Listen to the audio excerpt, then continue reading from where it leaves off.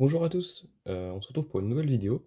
Ça faisait longtemps que j'avais pas fait de vidéo et donc ça me manquait énormément. Comme vous pouvez le voir, je suis dans un nouvel endroit pour faire la vidéo. Je sais pas si le point de vue c'est le meilleur, si le niveau de l'éclairage ça va être bien, je sais pas trop, j'ai pas trop fait de test. On va voir ça. Et aujourd'hui on va parler de Immortal Hulk. Pourquoi on va parler de ça? Parce que la série vient de se terminer en France. On vient de recevoir le 10e tome il y a quelques jours. Et je voulais revenir du coup sur toute cette série, essayer de vous donner envie de la lire. Je vais essayer de pas trop spoiler du coup pour vous laisser le plaisir de découvrir cette série qui est vraiment super bien. Donc je vais vous les présenter les tomes un par un. Mais tout d'abord, pourquoi cette série est importante pour moi? C'est tout simplement la première série Marvel dans laquelle j'ai lu. Donc je lisais très peu de comics avant, j'avais lu Preacher, dont je vous en ai déjà parlé. Et puis j'ai acheté Immortal Hulk. Et c'est ça qui m'a vraiment fait, comment dire, mettre un pas dans l'univers Marvel et qui m'a fait après acheter tout ce que j'ai maintenant. Et donc, pour vous dire du coup que c'est une série qui peut être lue sans rien connaître, enfin, j'avais une connaissance des films évidemment, mais pas pour Hulk en tout cas. J'ai commencé la lecture en connaissant rien du tout, et j'ai quand même compris, j'ai quand même passé un bon moment. À savoir que là j'ai relu les 10 tomes à la suite pour bien me remettre tout dans l'esprit. En fait, c'est les deux derniers tomes, le 9 et le 10, je les avais pas lus. Enfin, à part le 10. Quand j'avais reçu le 9, je l'avais pas lu, et le 10, du coup, je me suis tout refait. Parce que je voyais bien qu'en lisant un tome, tout, je sais pas, ça sort tous les 3 mois, il y a des éléments que j'avais oubliés, etc. Là, en lisant tout à la suite, vraiment, c'était un super moment. Donc ça m'a pris très très peu de temps. Je suis pas quelqu'un qui lit vite, normalement, en plus. Mais là, j'arrivais à lire 3-4 tomes par jour, du coup, donc, en 100%. Et je vous recommande vraiment cette série. Si vous ne savez pas de quoi ça parle, je vais vous faire un petit résumé. Ça se situe du coup après Civil War 2, où, bon là c'est pas un spoil, enfin c'est, vous l'avez dans l'introduction en fait du tome 1, où Hulk, du coup, enfin Bruce Banner se fait tuer par Œil de Faucon. En fait, il lui demande exprès de le tuer pour en finir. Et dans une saga Avenger que j'ai, en plus j'aurais pu vous montrer, euh, Hulk revient à la vie. Et en fait, on va retrouver ce Immortal Hulk qui, lorsque Bruce Banner meurt la journée, ce Hulk revient la nuit. En fait, on revient un petit peu aux bases de ce qu'était le personnage. Je vais vous montrer au niveau du dessin. Donc c'est Halloween au scénario, et au dessin c'est Joe Bennett la plupart du temps. C'est super beau. Je vous montre quelques pages, il y en a vraiment. J'essaie de retrouver, je sais que dans le premier tome, il y en a une ou deux qui sont vraiment.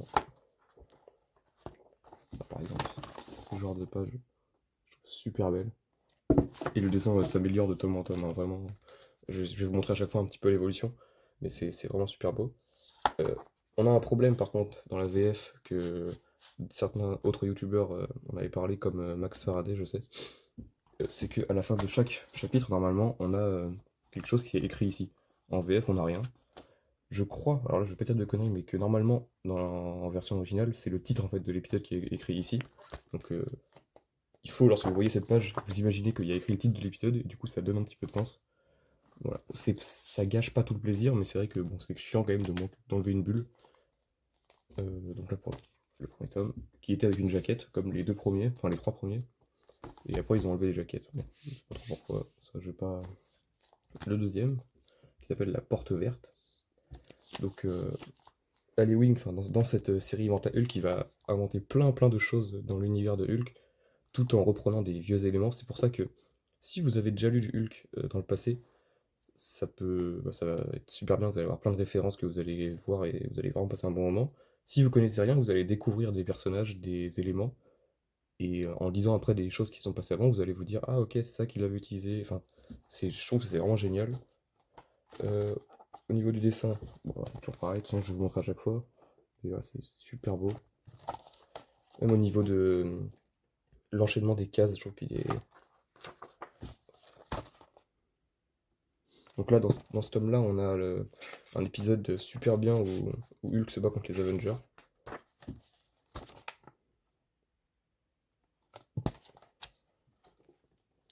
Hop, je vous montre quelques petites pages. Donc voilà, c'est pas tout le temps Joe Bennett au dessin, des fois on a on a d'autres dessinateurs, par exemple là, sur cette planche, c'est pas le même dessinateur. C'est souvent en fait quand il parle, quand on est en train de faire un truc qui est au passé ou dans le futur, on a souvent pas le même dessinateur. Et ce qui est pas trop dérangeant en soi, mais bon, quand c'est Joe Bennett qui dessine, c'est vraiment mieux. Hop.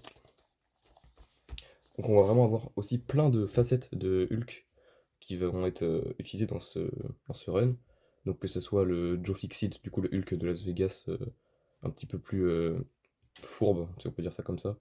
On a le Hulk, du coup, la brute, un petit peu le Hulk enfant. On a du coup le Hulk diabolique, le Hulk immortel, du coup, qu'on voit le plus souvent. On a le Hulk gladiateur qui est dans World War Hulk aussi, qui apparaît à certains moments. Enfin, c'est vraiment super bien. Et ça va vous donner envie, je pense, de lire des choses avant, du coup, qui s'est passé avant. Notamment le run de Bruce Jones, même si pour le coup, il n'est pas super important, mais il est vraiment bien, je vous le recommande. Et les intégrales, c'est ce qu'il y a de mieux en Hulk aussi, les vieilles intégrales.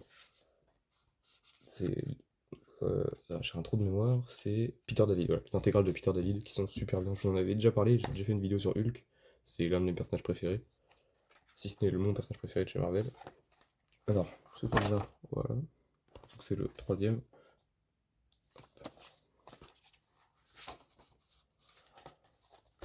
Regardez, c'est magnifique. Alors, au niveau de l'éclairage, je sais pas si c'est vraiment top, je pense qu'on voit quand même. J'essaierai de faire mieux pour la prochaine vidéo, peut-être de trouver une solution. Bon, hop, je vais continuer le tome 4. Les couvertures, elles sont faites par Alex Ross, là, je crois, toutes. Elles sont vraiment belles, je trouve. Regardez celle-là. On voit pas très bien, mais voilà. Je sais pas s'ils comptent les ressortir, c'est Hulk en Deluxe peut-être. Peut-être que ce serait un meilleur rapport qualité-prix. Parce que là, on a des tomes qui coûtent presque 20 € je crois chacun, où on a tout le temps 5 épisodes. Donc c'est vrai que si vous voulez vous acheter les 10 tomes, c'est un peu cher. Donc moi ça va, pour les acheter au fur et à mesure. Mais, euh,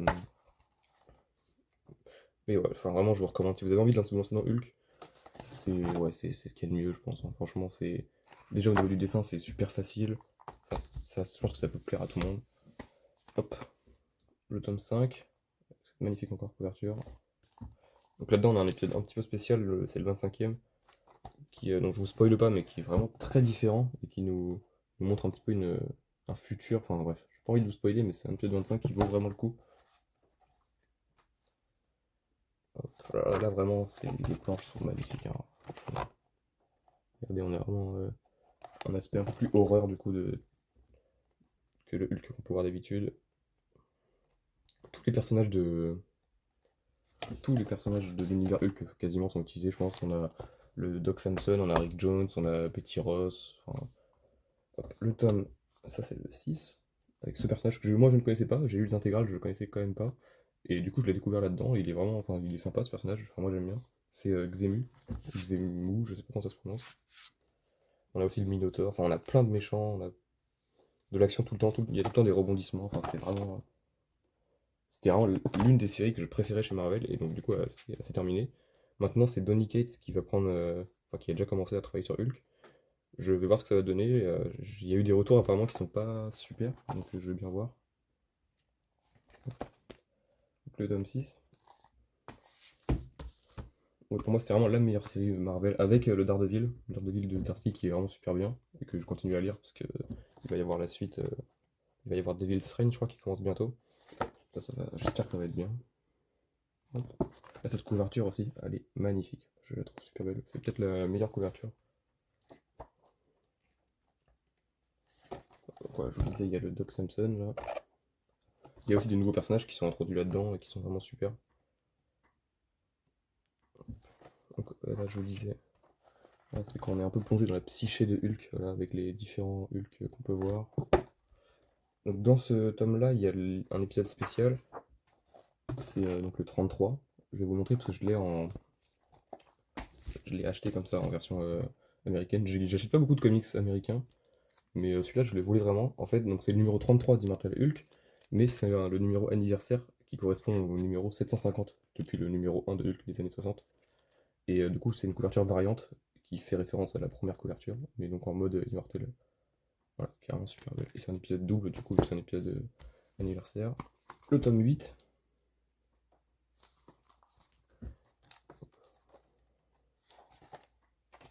Voilà, je montre toujours quelques planches. Peut-être pas celle-là. Voilà. Franchement, ça se lit très très bien et je vous le recommande.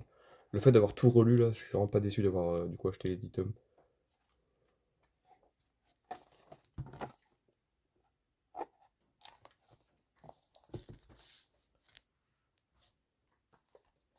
le tome 9. Hop, il y a eu une petite coupure, donc je reprends. Le tome 9, où là on a la chose du coup. Hop, je vais vous montrer. Là j'ai... Voilà, c'est ça que je vais vous montrer. Il y a pareil une équipe de super méchants apparemment, donc des vieux personnages que je connaissais pas. C'est les UFO je crois, un truc comme ça, et pareil, c'est des personnages que je trouve très intéressants.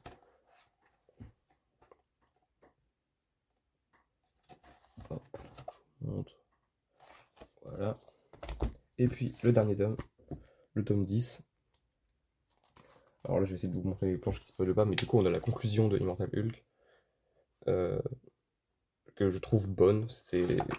Les fins de série c'est souvent compliqué, et là pour le coup je la trouve plutôt réussie. Par contre j'ai peur du coup que Donny Cates n'utilise pas du tout ce qui s'est passé là-dedans par la suite.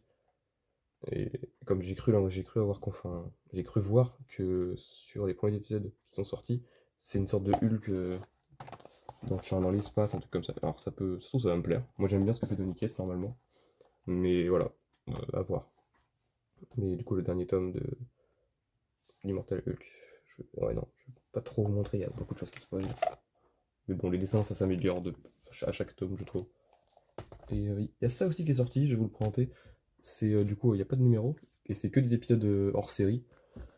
Honnêtement, si vous êtes un petit peu limite en budget, bah, ne l'achetez pas. Si vous avez tout lu et que vous avez aimé Immortal Hulk, vous pouvez vous le prendre, ça vous fera toujours des épisodes en plus.